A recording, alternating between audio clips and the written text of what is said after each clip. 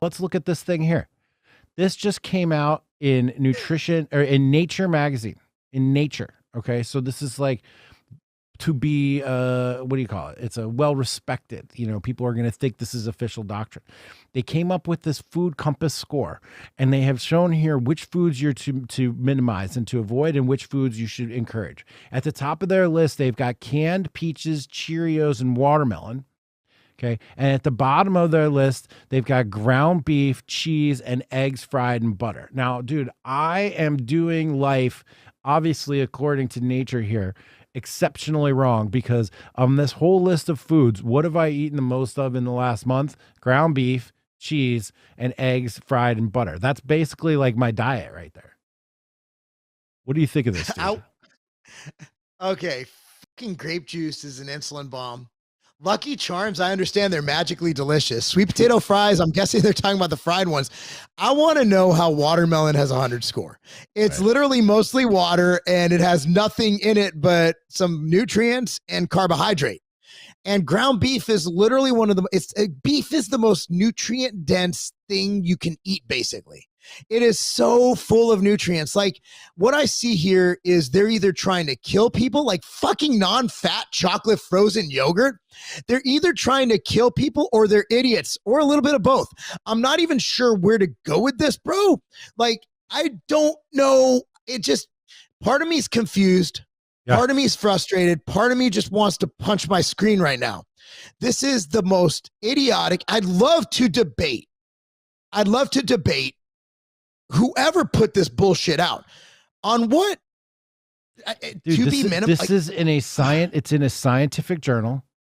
It was peer reviewed, and it's being put out as a compass that you should use to like guide your life and dietary choices. Now, watermelon. Now, watermelon is a pretty good snack in small amounts if you've done all this other stuff. But there seems to be a concerted scientific effort to make us all fat and sick and dead, dude. And I wonder, it makes me think that it's some nefarious plot, because it's one hit after the other. Like, the food pyramid in of itself was bad enough, right? 11 servings of bread a day recommended. Okay. And now you would think that after it's been out for years and the whole country has become obese, and we know about being metabolically unhealthy, and we know what carbohydrates can do to people. And we've known for over 100 years that if you've got diabetes and you go to no carb, it can solve all those problems. Here we go. This just came out. Ground beef. I have a doctor. His name is Dr. Ovadia. You should follow him on Twitter out there, guys. It's I Fix Hearts. He's a heart surgeon.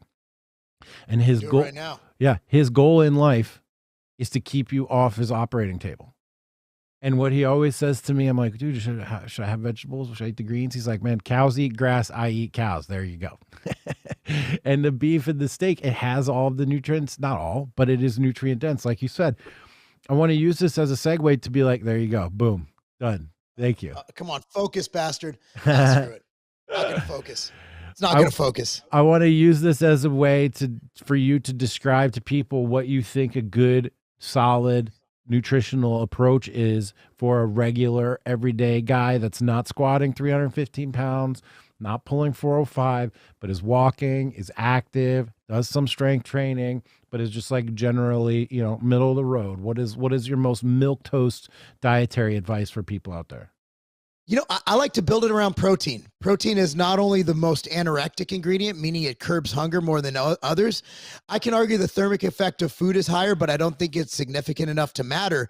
But protein is needed. So there's two essential nutrients in the human diet. That is essential amino acids and essential fatty acids. There's no such thing as essential carbohydrate. However, I'm not going to tell someone to go no carb, because generally speaking, if someone can't stop eating Twinkies, they're probably not going to be able to exclude an entire dietary group. So here's I recommend the simple end. Build it around protein. 1 gram of protein per pound of body weight. If you weigh 200 pounds, that's 200 grams of protein. A 6-ounce chicken breast, around 40 grams of protein. Do the math. It's not that much. It's like 4 or 5 chicken breasts. You're good, right? So then fats. I like to see fat around 0.3 to 0.5 grams per pound of body weight. So for me, let's say I'm 200 pounds, right? Okay, That's 100 grams of fat. Fill in the rest with carbohydrate.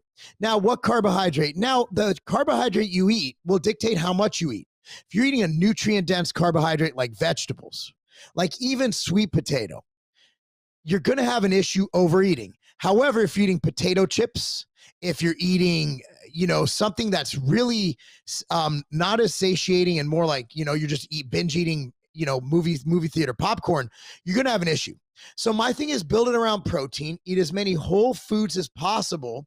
And you know what? How often you eat and what you eat and all that, that's secondary. If you clean up your diet, what does it mean clean up your diet? Look, I think we all can agree that an apple is better for you than a candy bar. Okay? So make the right food choices and eat less shit like we talked about earlier, and your body will self-regulate. But a lot of the time, getting in enough protein, like ground beef, which is the worst food you could eat according to Nature magazine, will get you on the right track. And for the mainstream bros, I don't want to be the keto guy because studies have shown pretty extensively that keto, when calories are accounted for, doesn't offer many benefits. Don't worry about being in ketosis. But normally limiting carbohydrate will limit your caloric intake because let's be real, carbohydrates make up the yummiest shit on earth, like Lucky Charms, which, by the way, is recommended to be eaten in plentiful amounts by Nature magazine. So cut out basically whatever that chart said, do the opposite. There it is. Lucky Charms right above eggs, cheese, and beef. I am obviously doing it wrong. This is clearly the same effect as the food pyramid. It's just totally upside down, right? Just take the food pyramid, turn it upside down. Take this thing, turn it upside down. Start your day with ground beef. Have a little bit of watermelon at the end of the day. I can't agree enough. And the only thing on there, by the way, other than the worst 3 foods that has any protein, is chocolate yogurt. Now, let me tell you unless it's Greek yogurt, the protein in yogurt is actually very minimal. Yeah. So if you're going to eat yogurt, eat Greek yogurt and put some maybe cocoa in it and some stevia and make your own chocolate yogurt. So there is not one thing correct about that chart. Other than the fact that like watermelon's okay, but it's not 100. If I'm going to pick the perfect food to eat, if I'm going to pick one food to live on that'll give you enough nutrients to not die, it'll actually be grass-fed beef. Yeah. I'm going to give you grass-fed beef. Now, well, what about organ meat? I said one food. I'm not saying optimal, but if I want you to survive, I'm going to give you grass-fed beef and you're done because the fats in there are going to be healthier, not negligibly than grain-fed beef. And it's astounding. I do think you're right. And I found out from the pandemic that they do want us sick and dead because we literally have treatments that are better than I call it the Mexican beer cure, to avoid being censored. Well, come on. Mexican beer. There we go. Yeah, gotcha. Thank you. Yeah, I can't say it. Right. So yeah, okay. So basically what we found is that look at what Joe Rogan used to cure himself or to treat himself. I'll say that I have the horse dewormer in my house right now, just in case, even though I've already had it. We look at the other one, which has 3 letters, which might be rhyme with, can I even say it? Like it's like hydroxy cut, but with another word afterwards. Yeah, exactly. Yeah. So, those are viable treatments because what that is ionophore. And ionophore basically allows zinc and other nutrients to enter the cell and prevent viral replication. We could have saved millions of lives just by telling people to take quercetin, zinc, vitamin D, and vitamin C. We could have saved millions of lives, and studies back up what I'm saying. But instead, we have remdesivir, which has its own plethora of side effects, which are worse than the actual Mexican beer itself. So I do think they're trying to kill us. I honestly think they're trying to kill us. I don't know what the motive is. I'm not trying to guess it, but I have no other explanation for why they're doing this absurdities. No other explanation for why they're not talking about vitamin D. No other explanation for why they're not talking about ivermectin. I have no other explanation why doctors are. I had a neighbor who the hospital literally killed this man, and I can't even talk about it because the wife doesn't want to talk about it. The hospital literally killed this guy. Because they're not allowed to give him stuff that works. Well, dude, but there is actual science being done that says ground beef is bad for you. When I mean, look, the bro market, the bro science, my good buddy Alexander Cortez, who I got to have on Yeah. the show soon. He says he's got a PhD in bro science. And you know, it's a joke, but there's a lot of truth to that, in that the bodybuilding.coms of the world and the T Nations of the world, they do a lot of experimentation. And they're willing to take risks, and they come back and they're Tiger like, Fitness, man. Come on, I got to get some love. "Oh, sorry, You gotta- sorry." I was thinking, I'm sorry, Tiger Fitness. I was thinking from my past, from the old days where I learned, you know, back in the. Well, this is the new school, bro. Mark, you got me. You got me. TigerFitness.com as well. We're going to talk about that in just a second. I'm going to do a whole segment on that shit. Just hold on. You know, where there was all this experimentation done.